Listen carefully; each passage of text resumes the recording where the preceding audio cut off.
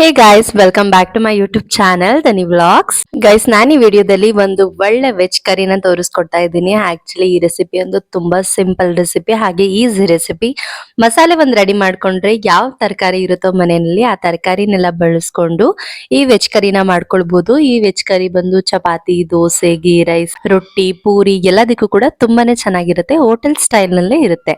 ನಾನು ಈ ವೆಜ್ ಕರಿ ಮಾಡೋದಕ್ಕೆ ಮೊದಲು ಕ್ಯಾರೆಟ್, ಬೀನ್ಸ್ ಹಾಗೆ ಬಾಳೆಕಾಯಿ, ಕ್ಯಾಪ್ಸಿಕಮ್ ಹಾಗೆ ಒಗ್ಗರಣೆಗೆ ಈರುಳ್ಳಿ, ಕರ್ಬೇವಿನ ಸೊಪ್ಪನ್ನ ತಗೊಂಡಿದ್ದೀನಿ.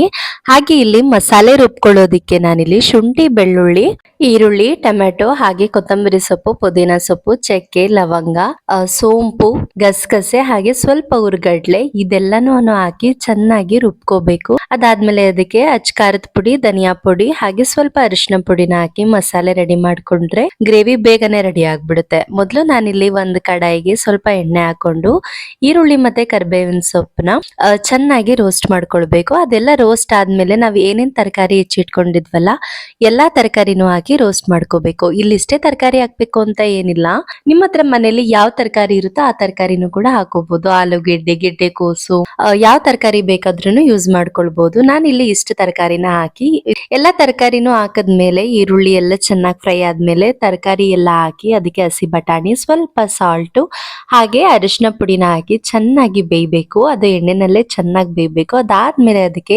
ಮಸಾಲೆ ಹಾಕಿ ಮಸಾಲೆ ಎಲ್ಲ ಹಸಿ ವಾಸನೆ ಹೋಗೋ ತನಕನೂ ಕೂಡ ರೋಸ್ಟ್ ಮಾಡ್ಕೊಂಡಾದ್ಮೇಲೆ ಅದಾದ್ಮೇಲೆ ಅದಕ್ಕೆ ನೀರ್ನ ಹಾಕೋಬೇಕು.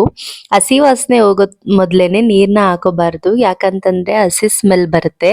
ಅದ್ರಿಂದ ನೆಕ್ಸ್ಟ್ ನೀರ್ ಎಷ್ಟು ಕನ್ಸಿಸ್ಟೆನ್ಸಿ ಬೇಕು ನೀರ್ನ ಅಷ್ಟು ಹಾಕೊಂಡು ತರಕಾರಿ ಬೇಯೋಷ್ಟು ನೀರ್ ಹಾಕೊಂಡಾದ್ಮೇಲೆ ಅದನ್ನ ಚೆನ್ನಾಗಿ ಕುದಿಸಿ ಲಾಸ್ಟ್ ಅಲ್ಲಿ ಇಳಿಸ್ಬೇಕು ಅಂತ ಅನ್ನುವಾಗ ಒಂದ್ ಅರ್ಧ ಬಟ್ಲಷ್ಟು ಮೊಸರನ್ನ ಚೆನ್ನಾಗಿ ವಿಸ್ಕ್ ಮಾಡಿ ಹಾಕೊಂಡು ಬೇಯಿಸ್ಕೊಂಡ್ರೆ ಗ್ರೇವಿ ರೆಡಿ ಆಗೋಗುತ್ತೆ. ಗ್ರೇವಿ ಅಂತೂ ತುಂಬಾನೇ ಟೇಸ್ಟಿ ಆಗಿರುತ್ತೆ. ನಾನಿಲ್ಲಿ ಈ ಗ್ರೇವಿ ಜೊತೆ ಚಪಾತಿನ ಕಾಂಬಿನೇಷನ್ ಆಗಿ ಯೂಸ್ ಮಾಡ್ತಾ ಇದ್ದೀನಿ.